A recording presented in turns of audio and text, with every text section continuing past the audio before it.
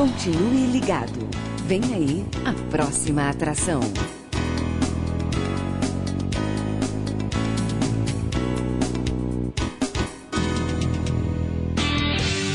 Atenção, emissoras de rádios interligadas e afiliadas à Rede Popular. Rádio Fonte de Central Carapina. Rádio Cultura de Jardim Carapina. Rádio Popular 3 de Novo Horizonte. Rádio Popular 2 de Planalto Serrano. Rádio Educadora Talento de Palmeiras. E Rádio Ilha de Tabuazeiro. Formação de rede para a transmissão do programa Falando de Jesus. Pai, eu estou aqui para conversar contigo. Agora, a Rede Popular de Rádios apresenta o programa Pai, Falando de Jesus. Pois quando tu falas comigo, o fogo se acende.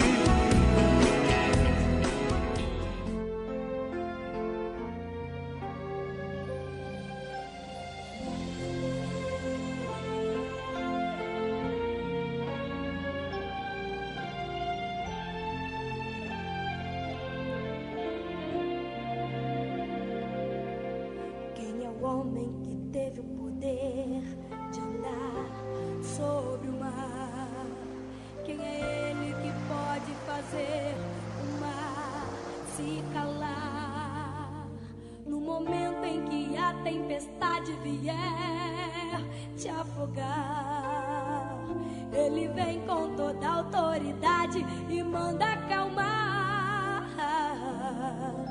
Quem é o homem que teve poder de fazer Israel caminhar por entre as águas do Mar Vermelho? Fez caminho no meio do mar para o povo de Israel passar. Do outro lado, com os pés enxutos, puderam cantar o hino da vitória. Quando estiver frente ao mar e não puder atravessar, chame este homem com fé. Só ele abre o mar. Não tenha medo, irmão. Se atrás vem Faraó, Deus vai te atravessar e você vai entoar o hino da vitória.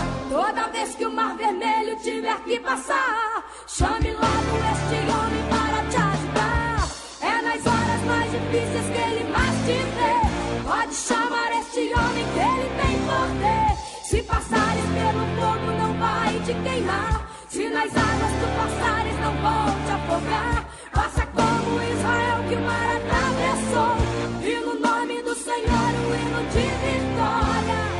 Do outro lado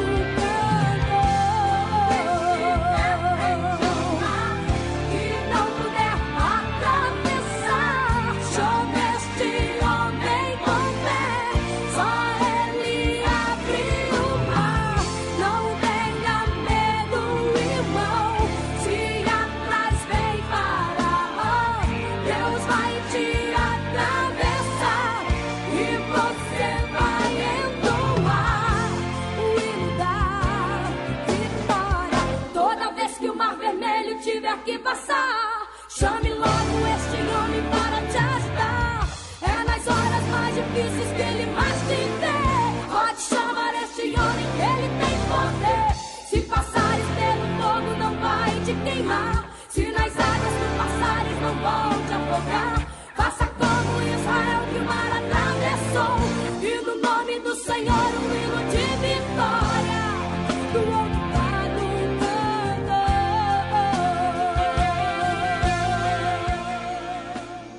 Rede Popular de Rádio agora na Serra, são 17 horas e 58 minutos. Uma excelente tarde para você que nos ouve no município da Serra, pelo melhor e o maior sistema de rádio via cabo do Brasil. Exatamente a você que está nas comunidades, de norte a sul, de leste a oeste, a você que está nos pontos de ônibus, a você que está nas praças públicas, a você que está no comércio, aonde você estiver neste momento, alcance da nossa voz, nós lhe desejamos uma excelente tarde, sempre na paz e também na presença do nosso Deus, eterno Deus, do nosso Senhor Jesus Cristo. Hoje, terça-feira, exatamente 10 de janeiro do ano de 2017, estamos aqui mais uma vez com a permissão de Deus e também, com certeza, pela vontade de Deus, para apresentar mais um programa falando de Jesus. O hino da vitória. Você já cantou o hino da vitória hoje? O hino da vitória exatamente está no nome de Jesus. Este é o único que realmente nos dá a vitória certa. Este é o único que não nos decepciona. Esse exatamente é o único que não é capaz de nos enganar, de mentir para nós. Se ele ofereceu uma vitória, pode ter certeza. Cedo, tarde, não importa o tempo. O mais importante é que você pode ter certeza que ele vai te dar vitória, porque ele é Deus, ele é Pai, ele é poderoso, ele sabe todas as coisas, ele sabe o que você pensa, ele sabe o que você faz, ele sabe exatamente os problemas que pode acontecer de repentemente na sua vida. Eu não sei, mas o Deus Todo-Poderoso sabe. Por isso, o nosso programa hoje estava aqui para receber o evangelista Alexandre, mas ele acabou de nos ligar exatamente que ao chegar na sua casa para vir para o programa, aconteceu o imprevisto. Aí sim, aí acontece as coisas, porque Deus, ele é o provedor, ele sabe exatamente, ele é o permissor, ele realmente coloca as coisas na hora que talvez eu não quero, que você não queira, mas Deus é que permite todas as coisas.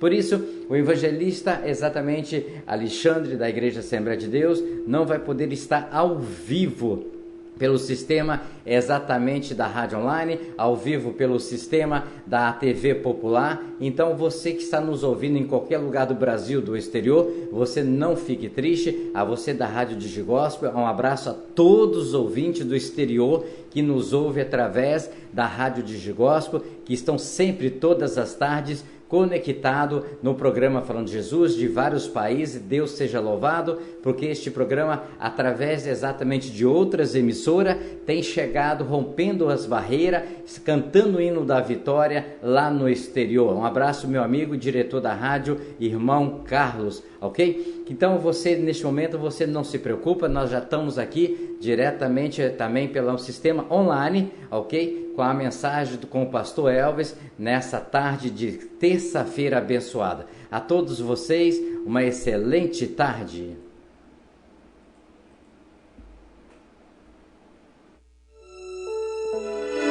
Ó Deus que estás nos céus, Senhor, arquiteto do universo, Deus que criaste o homem em toda a sua natureza. Obrigado, Deus, por ter criado a cada um de nós. Obrigado, Senhor, pela oportunidade de vida que nos deste em mais um dia. Obrigado, Senhor, por esse fim de tarde. Obrigado, Deus, por ter me trazido em paz. Obrigado, Deus, por cada trabalhador que volta para a sua casa, trazendo o seu pão, trazendo a sua presença em vida, pois até aqui o Senhor tem nos guardado, livrando-nos do perigo, do desastre, do acidente. Deus, em nome de Jesus, Tu possas, Senhor, trazer toda a cobertura de bênção sobre a nossa casa, sobre a nossa família. Dai-nos, Deus, uma boa noite. Prepara-nos, ó Deus, um sono reparador, descansando, Senhor Deus, a nossa fadiga, trazendo-nos, ó Deus, o alívio da nossa alma, nos refrigerando, Senhor. Renova a nossa capacidade, Deus, de pensar. Renova a nossa capacidade, Deus, de agir. Pai, em nome do Senhor Jesus, nós agradecemos, Senhor, porque a Tua misericórdia tem estendido sobre nós uma mão favorável, que tem nos conduzido e nos abençoado ao longo desse dia. Deus, nós oramos e muito Te agradecemos, no nome do Senhor Jesus.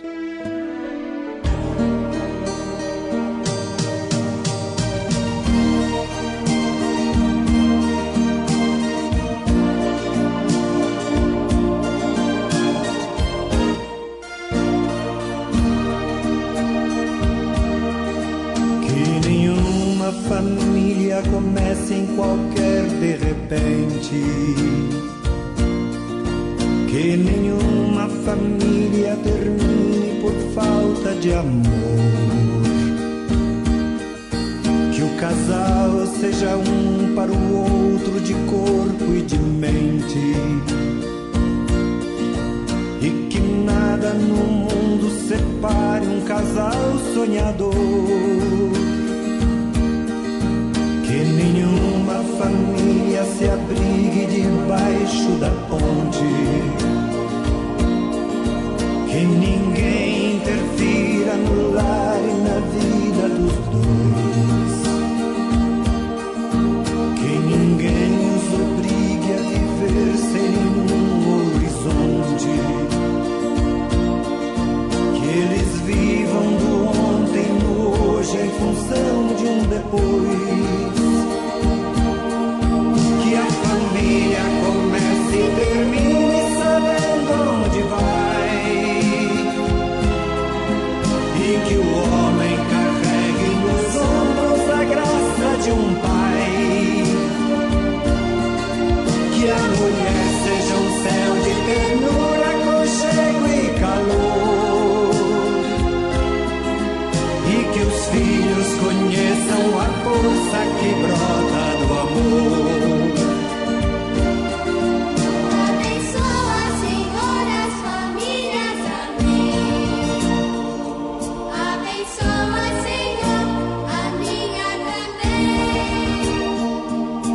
Abençoa, Senhor, as famílias, amém.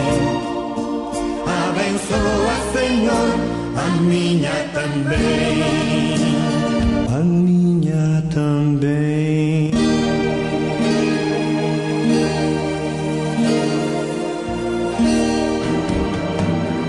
Pai, eu estou aqui para conversar contigo. Eleve sua mente a Deus neste momento e ouça a palavra de Deus com o mensageiro desta noite. A partir de agora, no programa Falando de Jesus. Pois quando tu falas comigo, o fogo se acende.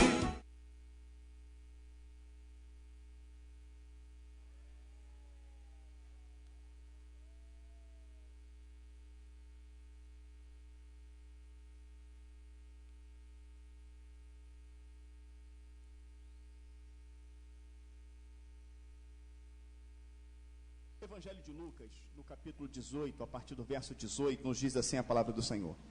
E perguntou-lhe um certo príncipe, dizendo: Bom mestre, que hei de fazer para herdar a vida eterna? Para herdar a vida eterna. Jesus lhe disse: Por que me chamas bom? Ninguém é bom, senão um que é Deus.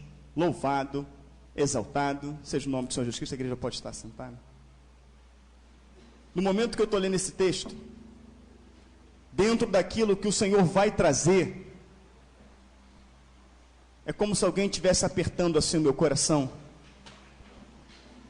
porque eu acredito que esse texto aqui seja o texto mais terrível da Bíblia.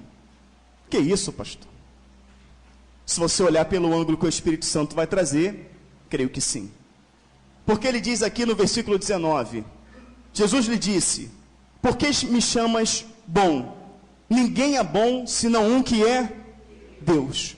Isso aqui, primeiramente, é maravilhoso. É maravilhoso. Porque se Deus, na sua onipotência, onisciência e onipresença, fosse um Deus ruim, não é isso? O que seria da humanidade? Não é isso? Glória a Deus que Ele tem todos esses atributos e Ele é um Deus bom. Ele é um Deus justo, Ele é um Deus fiel na sua palavra, Ele é um Deus que Ele não fere os seus estatutos, Ele não fere a sua palavra, Ele não quebra as suas regras, Ele é um Deus infinitamente bom. E pastor, o que é terrível nisso? O terrível nisso tudo é que Ele é um Deus bom, e nós somos ruins.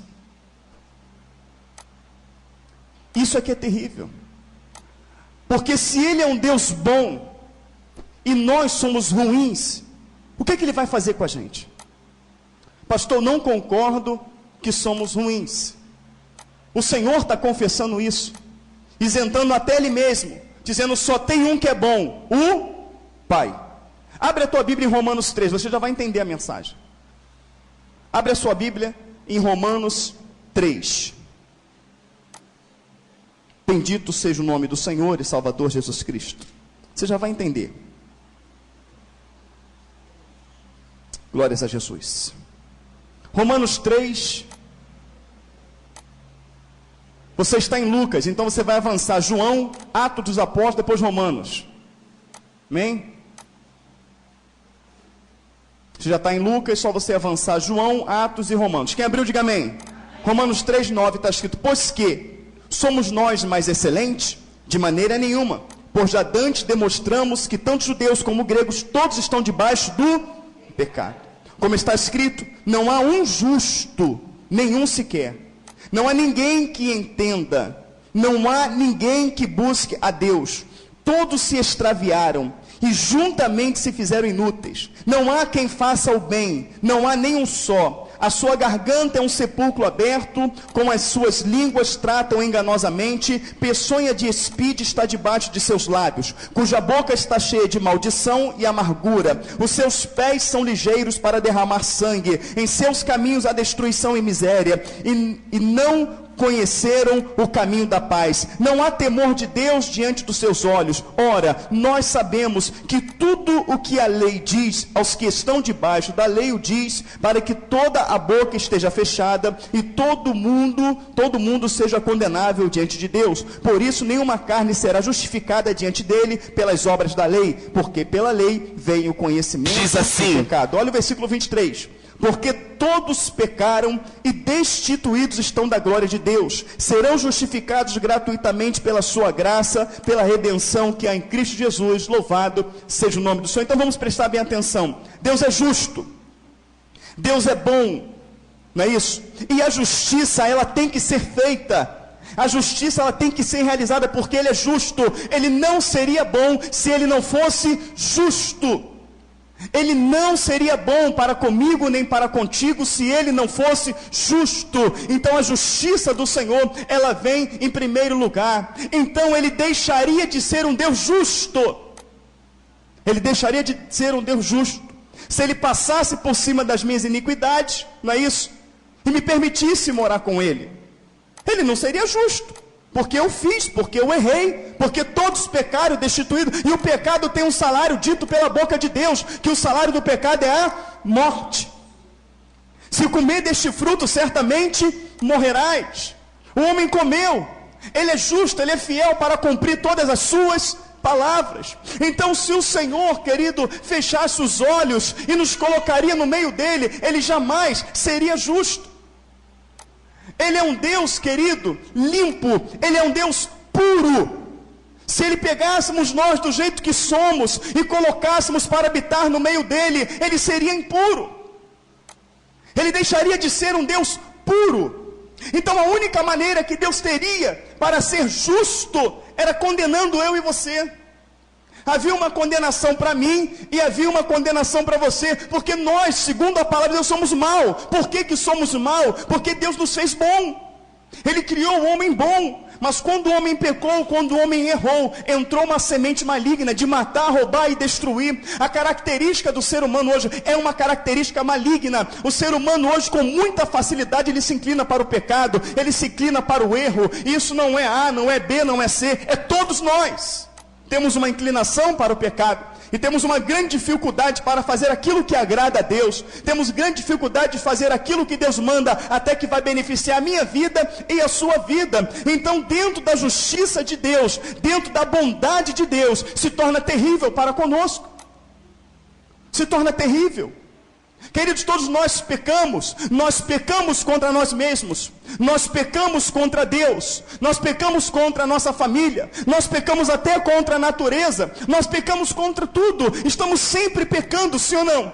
Mas Deus é bom, Deus é justo, e qual será a justiça para isso tudo? Que justiça será para mim e para você? Certamente seria a morte, certamente seria a condenação eterna. Queridos, mas aí entra um ponto principal, que de repente nem eu nem você enxergamos dessa maneira. O salário do pecado é a morte. Ele é justo. O pecado é mau. O pecado é ruim. O pecado fez isso com toda a humanidade. Quem governa o pecado é Satanás. O pecado, querido, é algo criado por Satanás. O pecado é algo criado para te matar, para te roubar, para te destruir. O pecado é maligno e tem um rei que domina sobre o pecado. É o Deus desse século, Deus com letra minúscula. É o príncipe deste século chamado Satanás. Ele domina, ele reina sobre o pecado. Então significa que quando você vive dentro do pecado, significa que aquele que você escolheu para reinar na sua vida é Satanás. E a justiça de Deus é essa. Se você escolheu que Satanás reinasse na sua vida, é justo que tu fique com ele. Mas não é justo que tu fique comigo. Para isso foi criado o inferno. Deus criou o inferno por uma questão de justiça. Você quer ficar com o diabo? Você quer ficar no erro? Você quer continuar aí? Você quer continuar me entristecendo, me desagradando? Então está criado ao inferno, para não dizer que eu sou justo. A justiça é essa. Existem dois caminhos de vida e um de morte. Mas havia essa condenação para que Deus executasse a justiça dele, para que a bondade do Senhor Jesus Cristo, não é isso, se manifestasse. Mas aí o que aconteceu? O salário do pecado é? Alguém tinha que morrer. Antes quem morria era quem?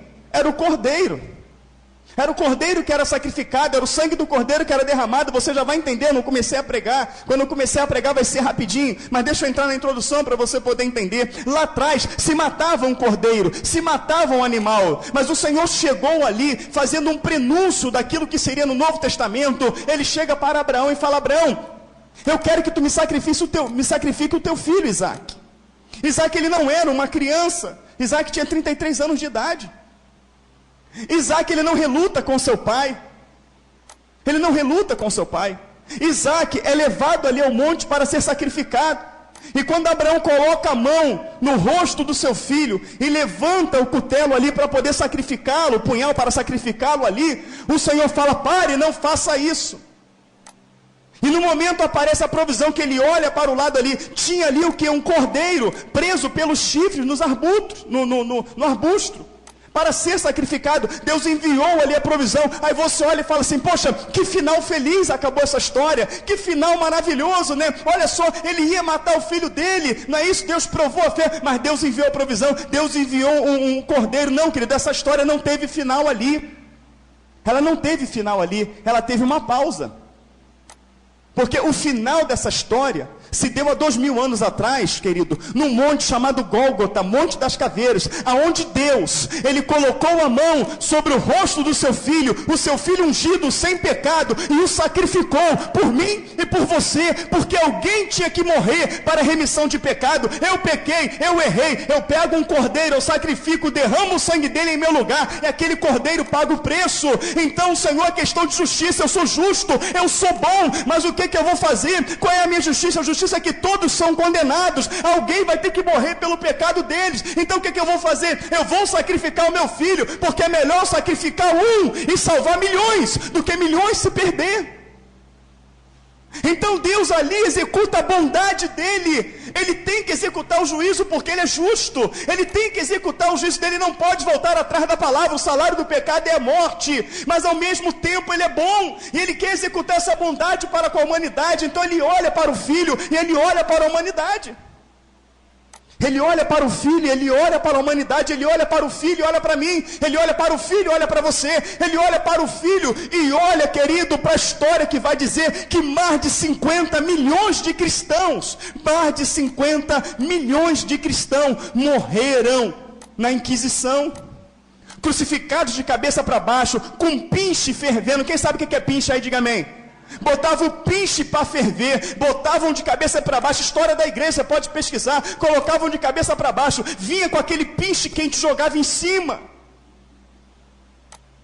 Mais de 50 milhões. Mas esses 50 milhões que morreram por não negar o nome do Senhor estão na glória, estão com Cristo.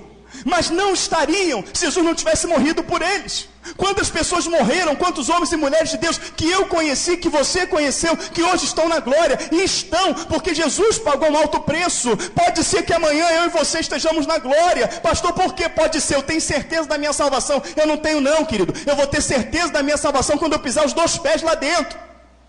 Quando eu pisar os 2 pés, porque o diabo vai levantar amanhã para te destruir, ele vai se levantar amanhã para te derrubar, querido. E a palavra fala, aquele que está de pé, procure-se para que não caia. Ele vai se levantar, sim. É por isso que temos que vigiar, temos que estar constante em oração. Não te aparte da tua boca o livro desta lei. Medita de dia e de noite. Não cessa de orar, não cessa de vigiar. Porque, querido, no estalar de dedo, quando você não vigia, quando você não ora, não busca, quando você pisca o olho, tu está no colo de Satanás. E só o Senhor, pela misericórdia, para te livrar, mediante uma atitude sua. Mas Deus falou, como executar minha justiça permanecendo bom? Como? Olhou para o filho. E vem João 3,16. E Deus amou o mundo de tal maneira que deu o seu único filho, para que todo aquele que nele crê não pereça, mas que tenha vida eterna. Único filho. Único. Daqui a pouco a Flavinha vai ser mãe. O Senhor já prometeu, já revelou, já deu o sonho, comprometeu para a Júlia e hoje a mãe. E como é que vai ser? Pegaria o seu filho e entregaria? A dona Léa tem um filho único, está lá o Sandro lá. Como é que seria entregar seu filho? Agora a igreja está entendendo o amor que Deus teve por mim e por você. O infinito amor e misericórdia que Deus teve por mim e por você. Ontem eu entrei à madrugada brincando com a minha filha no sofá, minha irmã testemunha. Nós temos esse costume, brincar, rolar, fazer coxinha, aquela coisa toda ali e tal. E quando eu fui deitar para dormir, a minha filha fez uma coisa que ela fazia quando era pequenininha, bebezinho, que ela não conseguia dormir, né? E ela só conseguia dormir, eu ficava com ela a noite toda ali, no qual ela trocava a noite pelo dia. E quando o dia ia raiando, eu colocava ela aqui no meu peito, e ela toda abertinha assim, né, descosta, assim, de bruços, ela dormia no meu peito. E ontem ela fez isso. E quando fez isso, eu vi quanto é gostoso, né? Olhando ali, isso vem na minha cabeça. É minha única filha. Eu não sei viver sem minha filha. Não é isso? Mas Deus pegou o único filho. Se a Bíblia fala que ele é o único filho, ele é o único filho. E entregou por mim e por você. Para que ele pudesse executar a justiça dele, o juízo dele, mas permanecendo bom para comigo e para com você. E em que nós retribuímos essa bondade? Não é isso? Em que nós retribuímos essa bondade? Aproveitando o ensejo aqui que nós estamos falando sobre o sacrifício de Jesus, deixa eu corrigir, queridos, algo errado e maligno que até eu mesmo já falei nesse púlpito. E já falando de sacrifício de Cristo, querido, analisando as Escrituras, olhando bem, e falando também do sacrifício de Cristo, vamos em Lucas, já estamos em Lucas, tem Mateus, vamos em Lucas 22, versículo 40. Vamos consertar uma coisa aqui, de uma vez por todas, para que esse erro nunca mais seja cometido aqui, nem por mim, nem por ninguém que venha subir nesse púlpito e pregar a palavra do Senhor Jesus Cristo.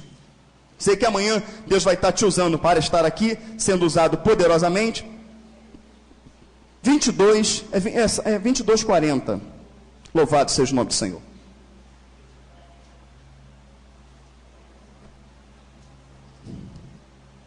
Aleluia. Vai encaixar certinho na mensagem. Quem abriu, diga amém. Amém. Diz assim a palavra do Senhor. E quando chegou àquele lugar, disse-lhes: orai, para que não entreis em tentação. E apartou-se deles cerca de 1 tiro de pedra. E pondo-se de joelhos, orava, dizendo: Pai, se queres, passa de mim este cálice. Todavia não se faça a minha vontade, mas a tua. E apareceu-lhe um anjo do céu que o confortava. E posto em agonia, orava mais intensamente. E o seu suor tornou-se em grandes gotas de sangue que corriam até o chão. E levantando-se da oração, veio para os seus discípulos e achou-os dormindo de tristeza. E disse-lhes: por que estáis dormindo? Levantai-vos e orai, para que não entreis em tentação. Louvado seja o nome do Senhor. Onde está o erro desse texto aqui? Nenhum. O erro está na colocação que muitas das vezes nós colocamos nele. Então, quando você pegar uma mensagem minha ou de qualquer pessoa que venha dizer assim: olha, Jesus naquele momento gritou: Pai, passa de mim esse cálice, porque ele temeu a Satanás. Blasfêmia. Porque Satanás, querido, Satanás foi despido da glória dele pelo poder do Senhor Jesus Cristo. Ele não teme a Satanás. Jesus venceu o diabo no deserto em Mateus 4,4 pela palavra, e o diabo fugiu dele. O Senhor Jesus chegou, queridos, na cidade de Gadá, e na presença dele a palavra fala que ele não abriu a boca, ele não falou nada, ele só pisou na terra de Gadá, ele pisou naquela terra. O endemoniado olhou para ele e disse: que temos nós contigo, Jesus, filho do Deus Altíssimo? Permita-me que venhamos entrar nos porcos, já que nos expulsa. Aí sim Jesus falou: entra, mas sem Jesus falar nada, somente a glória dele resplandecendo ali. Satanás já bateu em retirada. A palavra diz, querido, que as trevas se incomodam com a luz. A palavra fala que quando estamos na presença do Senhor, a gente vem por um caminho e Satanás foge por 7, dirá Jesus. Então Jesus não temeu a Satanás, ele não temeu de forma nenhuma a Satanás. Por que ele pediu para passar dele esse cálice? É porque ele temeu a morte. Tanto Jesus não temeu a morte que ele venceu ela. Ele ressuscitou dos mortos ao 3º dia, queridos. E você vai estudar exatamente a história da igreja. E eu estou tendo que estudar a história da igreja para poder fazer o último estudo agora de arrebatamento. Eu acredito que seja o último. A história da igreja, estou tendo que estudar ela. Querido, o que mostra na história da igreja? Mostra que quando as mulheres grávidas, quando as crianças, quando os adultos eram capturados por não aceitar, querido, a Inquisição, não é isso? Eles iam ali para o Coliseu, não é isso? Onde eram jogados nas arenas para serem devorados vivos pelos leões. No momento que eles saíam da prisão até o momento de serem devorados pelos leões, a história da igreja, história, fato, está ali, diz que aquele povo ia cantando louvores, do momento que saía da prisão, até o momento que os leões os atacavam. Quando os leões atacavam ali, a mãe, o pai está ali, o leão vinha, engolia a cabeça do filho e arrancava fora. Eles olhavam aquilo cantando louvores e glorificando o nome do Senhor. Quando eles eram crucificados de cabeça para baixo, que vinha o pinche quente, no momento que eles eram pregados, até o momento que o pinche o matava, diz a história da igreja, você pode pensar na internet, que eles até o último fôlego de vida, eles cantavam louvores de adoração a Deus, em meio a gritos e lágrimas, eles cantavam louvores de adoração a Deus. Se o povo foi desta maneira, você acha que Jesus se acovardou da cruz? Você acha que o medo dele foi a cruz? Você acha que ele transpirou sangue pela cruz, pelos pregos, pela coroa de espinho? Não, querido, não foi. Jesus só temeu a uma coisa ali. Pai, se possível, passa de mim esse cálice. O que tinha dentro do cálice? Jesus é Senhor e Rei, se fez carne e habitou no meio da gente. O Rei dos Reis, o Senhor dos Senhores, que se fez carne, temeu a uma coisa que nem eu, nem você teme. O Jesus não temeu a cruz, ele não temeu as coroas de espinho, ele não temeu os guardas, ele não temeu a prisão, ele não temeu os cravos, ele não temeu a crucificação, ele não temeu a rejeição do povo. O que Jesus temeu? O que era o cálice? O que tinha dentro do cálice? Toda a justa e terrível ira de Deus. O que Jesus temeu, o cálice, era toda injusta ira de Deus. 0,1% dessa ira demonstrada em Sodoma e Gomorra, quando aquela cidade foi destruída com fogo descendo do céu. Toda a ira demonstrada em 1% também no dilúvio, quando consumiu toda a terra, salvando somente 8 pessoas, através de Noé. Ira de Deus mostrando o mar consumindo no Egito todo o faraó, todo o seu exército.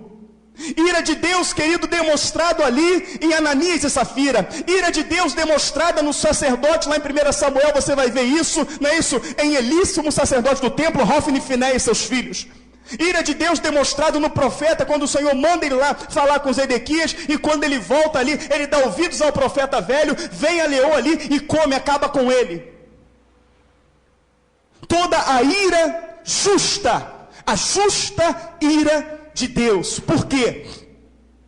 Porque o pecado das pessoas, de toda a humanidade da época, e o pecado de todas as pessoas até chegar a mim e a você, naquele momento cairia sobre Cristo, e toda a ira de Deus contra o pecado, toda a ira de Deus contra os projetos de Satanás, cairia somente sobre um homem. Então o que estava dentro daquele cálice era toda a ira separada de Deus, que era para cair contra a minha vida, era para cair sobre a sua vida, era para cair sobre a humanidade, caiu sobre Cristo. Então, querido, a cruz não era nada, aquilo ali não era preocupação de Jesus, porque ele sabe para que ele veio, estava profetizado sobre isso. Mas o que temia Jesus ali naquele momento, que fez ele transpirar sangue de tamanha agonia, foi a ira de Deus vindo sobre ele. Lá, em Isaías 53, mais precisamente no versículo 10, Isaías 53, 10, está escrito assim, olha: e agradou a Deus moê-lo. Agradou a Deus moê-lo. Eu estou fazendo justiça. Eu estou sendo justo. O salário do pecado é a morte, e o pecado está recebendo o seu justo preço, a sua justa condenação. Agradou a Deus moê-lo. A gente fala que Jesus queria, passa de mim o cálice, por medo, por sofrimento. Está errado. Ele veio para este propósito. Ele sabia o que estava esperando ele, mas naquele momento ele viu toda a ira de Deus que seria derramado sobre ele. Porque naquele momento Jesus passou a ser o Elvis. Naquele momento Jesus passou a ser o Sandro. Naquele momento Jesus passou a ser o Guilherme. Jesus passou a ser a Dona Leia. Jesus passou a ser o Ramos, passou a ser o seu Luiz, passou a ser o Jorginho, passou a ser a Adriana. Naquele momento Jesus passou a ser cada um de nós. E Deus naquele momento não olhou para Cristo. Naquele momento Deus olhou para o pecado. Deus olhou para o pecado. Então foi isso que afligiu Jesus. Então o texto me mostra que Jesus temeu a ira de Deus, sim ou não? É por isso que em nenhum momento você vê Jesus brincando com Deus. Agora, eu vou me convencer, ou alguém aqui vai se convencer, que nós tememos a ira de Deus? Tememos não. Mas a palavra fala que o temor a Deus é o princípio da sabedoria. Jesus, quando viu toda aquela ira de Deus, justa. Por que a ira é justa? Por que aquela ira é justa? Porque eu tenho minha filha. E eu ali quero fazer o seguinte: eu tenho um bom terreno, eu quero fazer a casa dos meus sonhos, porque eu moro de aluguel.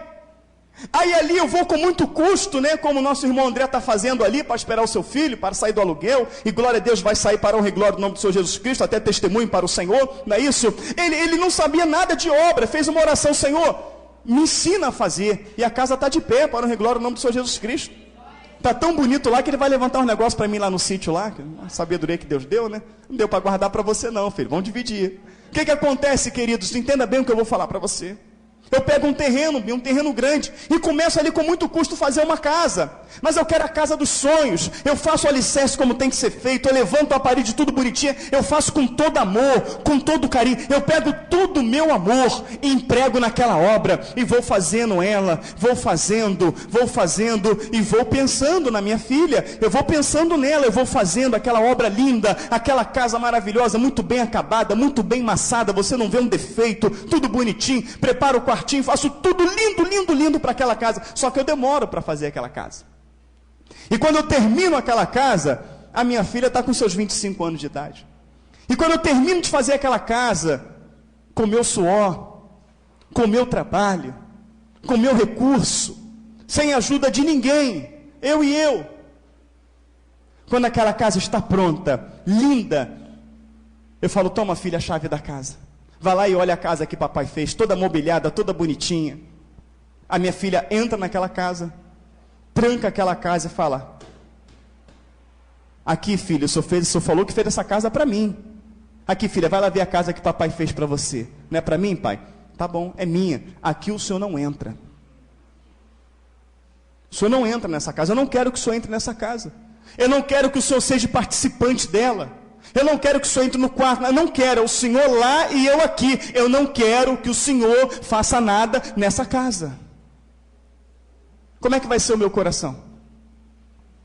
Deus criou os céus, Ele criou a terra, tudo o que nela há, pensando em você. Depois Ele cria eu e você, conforme a imagem, semelhança dEle.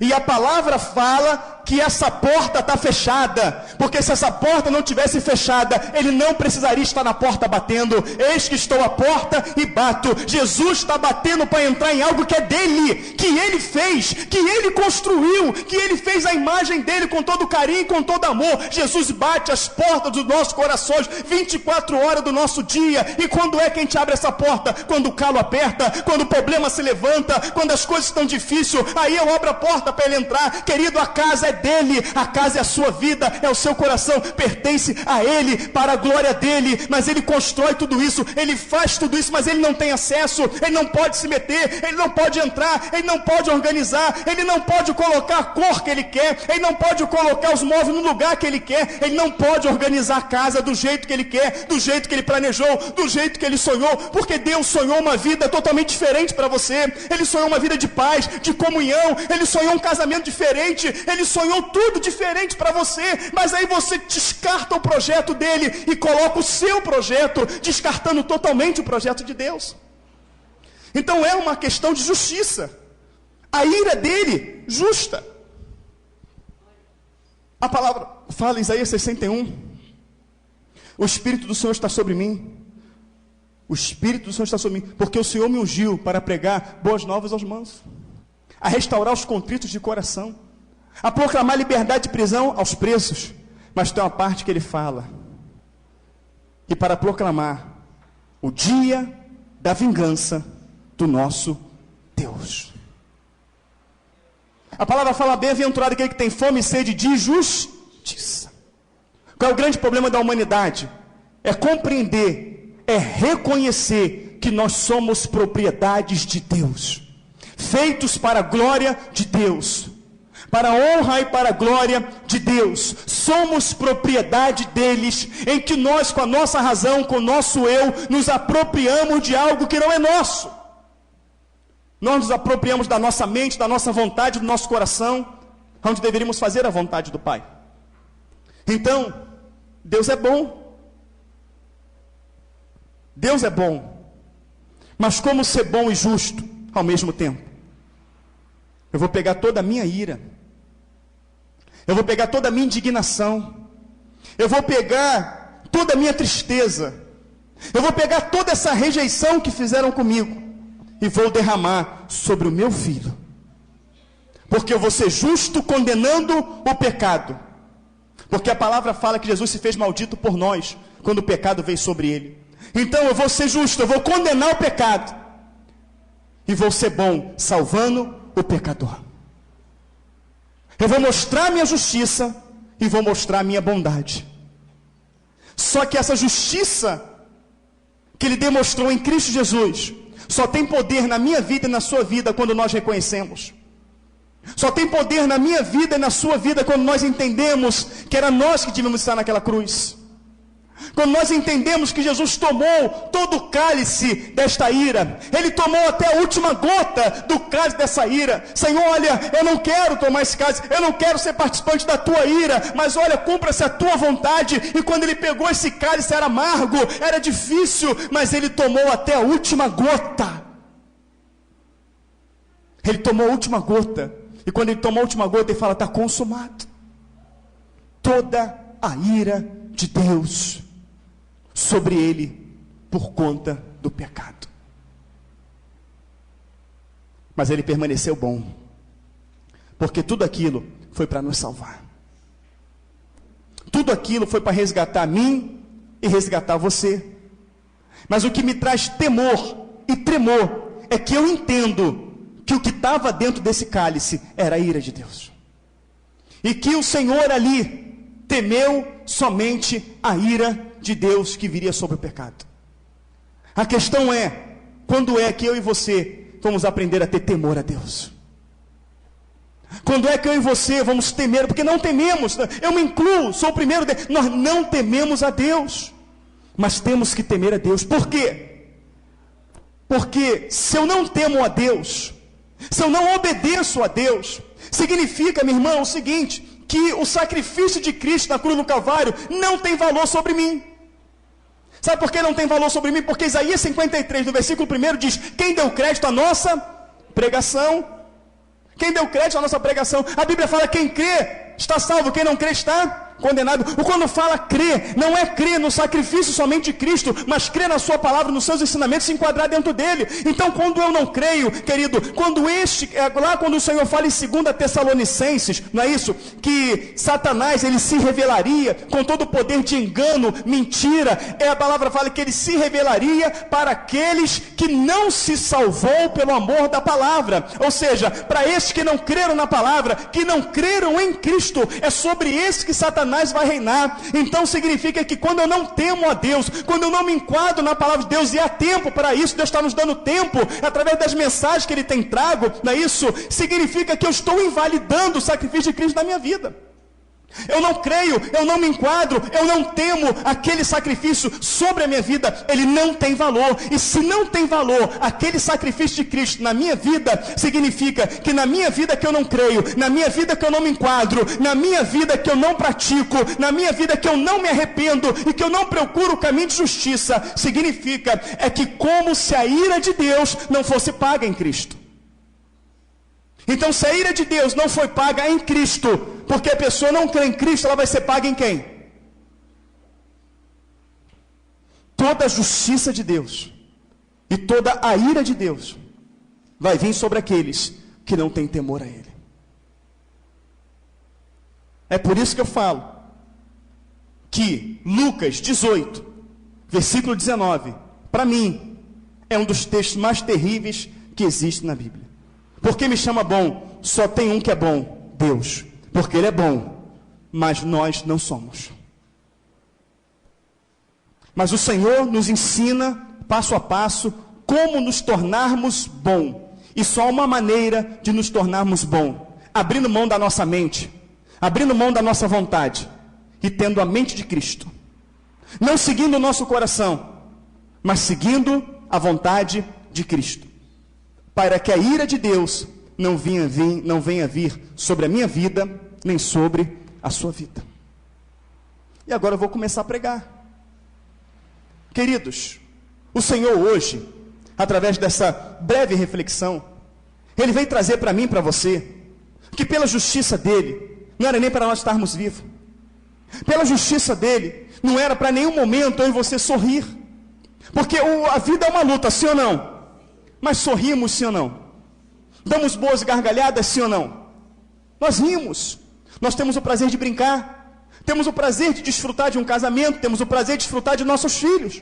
Temos o prazer de trabalhar. E como é gostoso trabalhar, não é isso? O trabalho realmente ele edifica.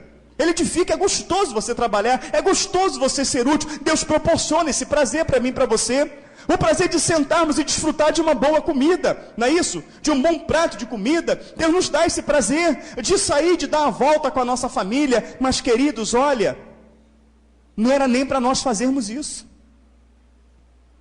Mas quando nós fazemos tudo isso, que é bom, que é agradável, que alegra ao meu e ao seu coração, nós nos lembramos que se Jesus Cristo não tivesse ido na cruz do Calvário, se Ele não tivesse morrido por mim, por você, se Deus não tivesse derramado toda a ira dele sobre Cristo e não sobre nós, já passou pela sua cabeça que nem vivo você estaria? Que nem nascer provavelmente você tinha nascido? Então, se nascemos, se respiramos, se comemos ou bebemos, queridos, é para a glória de Deus. Vem a mensagem que nós pregamos aqui semana passada, em Coríntios 10, versículo 31, ele diz: quer comamos, quer bebamos, ou quer fazemos qualquer outra coisa, fazemos para a glória de Deus. A gente não faz para a glória de Deus, a gente faz para alimentar o nosso ego, para satisfazer a nossa vontade. Se tivéssemos temor a Deus, ao pisar do lado de fora, nós vamos entender que Satanás armou inúmeras ciladas para que nós não venhamos voltar para casa. Aí aquele temor ia te levar a fazer o quê? Levantar um clamor. Levantar um clamor. Se tivéssemos temor ao entrar no carro, quando você sentasse no seu carro, você ia se lembrar de que muitas pessoas são assaltadas e até assassinadas dentro dos seus carros. E aquilo ia criar um temor e você ia levantar um clamor. Quando você fosse pegar o seu prato de comida, você ia saber que milhares de pessoas não têm o que comer, mas que Deus prometeu que o pão na tua mesa não faltaria, que Ele está cumprindo a palavra dele. E assim como Ele está cumprindo a palavra de não faltar o pão na sua mesa, Ele vai cumprir a palavra também de julgar toda a nação, de buscar o seu povo. Aquilo criaria em você um temor, e você prontamente ia orar e ia buscar a face de Deus. O temor de dizer de entender que o pecado é fraudar a lei de Deus, e Deus manda eu e você orar sem cessar, coisa que nós não fazemos. E quando você se lembrar de que a justiça de Deus vai vir, a ira de Deus vai vir sobre aqueles que não praticam a sua palavra, isso é criar temor no meu coração, no seu, e nós iremos orar sem cessar. Ele fala para meditar na palavra dele, não se apartar da boca dele o livro desta lei. Se nós crescêssemos mesmo e tivesse temor, isso ia criar temor quando a palavra fala que ele não vai nos julgar, mas que a palavra dele vai nos julgar. Isso criaria um temor e nós buscaríamos a palavra de Deus. Mas para que haja temor no meu coração, eu tenho que reconhecer o sacrifício de Cristo. Eu tenho que reconhecer o sacrifício de Cristo. Aceite o sacrifício de Cristo. Aceite os ensinamentos de Cristo, para que a ira de Deus não venha cair sobre a minha vida, nem sobre a sua vida. Porque se nós aceitarmos verdadeiramente Cristo, se nós aceitarmos verdadeiramente os seus estatutos, os seus mandamentos, se nós procurarmos a cada dia matar o pecado em nossas vidas, eu reconheço que ele não vai morrer de hoje para amanhã, mas se você comete 10 pecados, amanhã você vai cometer 9, depois da manhã 8, e vai ser crescente, é um processo de conversão. A vereda do justo é como a luz da aurora, vai brilhando mais e mais até ser dia perfeito. Se você não lê nada de Bíblia, e hoje conseguir ler um capítulo, amém, amanhã tu vai conseguir ler 2. Se você não tem uma vida de oração, hoje você orar 2 minutos, amanhã você vai orar 5. Traz isso para a sua vida, se torne espiritual, porque querido, só trazendo isso para a sua vida, só se tornando espiritual, é que você vai ser livre da ira de Deus. Por que vai ser livre da ira de Deus? Porque aquele que crê, aquele que recebe, aquele que aceita Jesus, o preço do pecado já foi pago na cruz do Calvário, não vai pesar nada sobre você, você vai ser salvo por graça, que é favor imerecido, você não merece, mas creu no sacrifício de Jesus Cristo. Então hoje é o momento, agora é a hora de nós conhecermos a bondade de Deus, a misericórdia de Deus, e nós plantarmos algo em nossos corações, que é a verdade de Cristo, a obediência, para que nós nunca venhamos conhecer a ira de Deus. Queridos, eu já vi situações terríveis, na internet você vê, eu nunca vi ninguém transpirar sangue. Alguém já viu alguém transpirar sangue? Eu conheço pessoas da área da saúde, que eu já perguntei isso, nunca vi. Jesus transpirou sangue, tamanha era a aflição da ira de Deus. Jesus, o Deus que se fez carne, que habitou no meio de nós, aquele que teve Satanás face a face diante dele ali, o tentando no deserto, aquele Jesus que fez tudo aquilo ali, aquele que foi no inferno, tomou a chave do inferno e da morte. Claro que antes disso ele está ali transpirando sangue, temendo a ira de Deus. E eu e você não tememos a ira de Deus. Deus é bom, mas é justiça também. E nós temos que entender, olha o que a palavra fala através de Paulo. Paulo fala que nós fomos justificados em Cristo na cruz do Calvário. Ou seja, a justiça de Deus foi feita em Cristo, justificando eu e você. Eu devo 100 mil reais à Receita Federal. Eu vou ser preso por isso. A minha irmã vai na Receita Federal comigo, está aqui, olha, 100 mil reais. Eu fui justificado. Dá para ser, minha irmã? Eu fui justificado porque alguém pagou a minha dívida. A palavra fala que aquele que crê em Cristo, é claro, ele foi justificado na cruz do Calvário. Quem são os justificados? Aquele que aceita e recebe o sacrifício de Cristo. Olhando para o aspecto da mensagem que foi pregada, eu creio que todos nós aqui precisamos nos converter. Não é isso? Mas eu louvo a Deus porque a palavra fala: buscar o Senhor enquanto se pode, invocar enquanto Ele está perto. Qual o resumo disso tudo? Deus é bom, Deus é maravilhoso, é de infinita misericórdia e amor, porque Ele amou eu e você mais do que o próprio Filho dele, entregando o Filho dele por resgate da minha e da sua alma. Aí tu olha só, Deus olha lá de cima e vê que você não valoriza isso, Ele vai ficar feliz ou vai se irar? Então que nós devemos valorizar a Cristo hoje, que nós devemos dar o devido valor a Deus por tudo que Ele fez através de Cristo Jesus nas nossas vidas. E tem mais, Jesus ressuscitou dos mortos. Ele ressuscitou dos mortos, depois daquela dor, depois daquela aflição, depois da ira de Deus ter ascendido sobre Ele. E esse Jesus habita no meio de nós. Ele está presente nesse lugar, pronto para curar, pronto para libertar, pronto para restaurar, pronto para fazer um conserto no meu e no seu coração.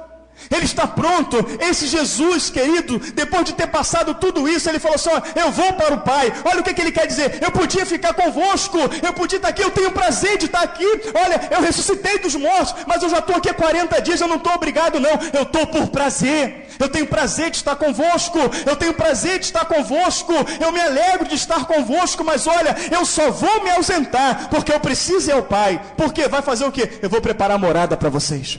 Eu tenho tanto prazer em vocês que eu vou preparar morada. Eu vou preparar morada para que vocês venham morar comigo, para que vocês venham viver comigo. Eu me alegro, eu amo, eu pagaria de novo o preço por vocês. Olha, eu ressuscitei dos mortos, eu estou aqui, lá na glória não tem dor, não tem tristeza, não tem lágrima, lá é maravilhoso, lá é tremendo, mas eu já estou 40 dias aqui com vocês.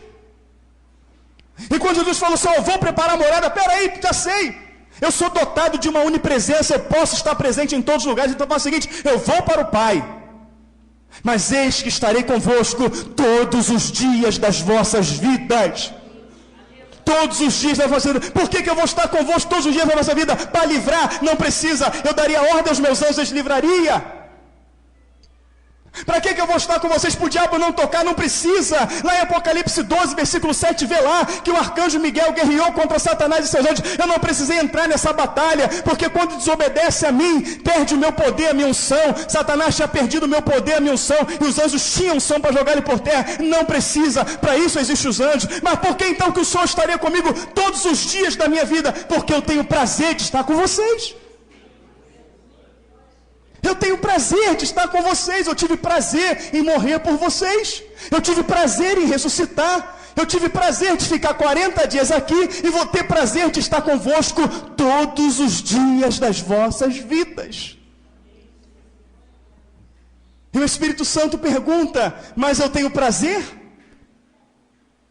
Eu tenho prazer de ter Cristo na minha vida. Mas Ele tem prazer. Ele tem prazer de estar comigo, estar com você. Tanto que Ele fala lá em João: não há amor maior que este, do que dar a vida pelos seus amigos. Ele fala feliz. Ele fala feliz: eis que estareis convosco todos os dias das vossas vidas. Mesmo quando você não estava com Ele. Mesmo quando você, na sua infidelidade, ou eu, demos as costas para Ele, Ele permaneceu ali. Porque se Ele não estivesse ali, nem eu nem você estaremos aqui. Nem eu nem você estaremos aqui. E pensa por alguns segundos agora coisas terríveis que eu e você fizemos no nosso dia a dia, ao longo dos anos, que você sabe que não glorificou a Deus, que entristeceu a Deus. Agora explica para mim por que o diabo não acabou contigo. Por que você não está na sepultura? Por que não estamos no inferno? Porque alguém estava do lado da gente. Quem era? Jesus. Porque Ele tem prazer na sua vida. Ele não tem prazer na sua dor. Ele não tem prazer no seu sofrimento. Mas Ele tem prazer na sua alegria. E Ele quer te dar essa alegria eterna. Tanto Ele quer te dar essa alegria eterna, que a sua casa já está pronta. Já tem um banquete preparado, chamado Bodas do Cordeiro, para que você possa sentar com Ele à mesa e festejar. Tudo isso porque aquele que crê na palavra e crê em Cristo foi justificado na cruz do Calvário. Por isso Romanos 8, 1. Portanto agora, não há condenação, não há inferno, não há dor, não há lágrimas, para aqueles que estão em Cristo Jesus, que não anda segundo a carne, mas segundo o Espírito. Aqueles que crê verdadeiramente, aqueles que o adora por prazer, que o busca por prazer, que tem prazer em se desviar do mal. Para esse não há condenação, ele está salvo, ele está resgatado, ele está na glória de Deus. Vamos subir para com a igreja, Jesus vai nos encontrar nas nuvens, ele vai festejar comigo e com você. Estou profetizando assim, alguém crê? Diga amém. Amém. Não é isso?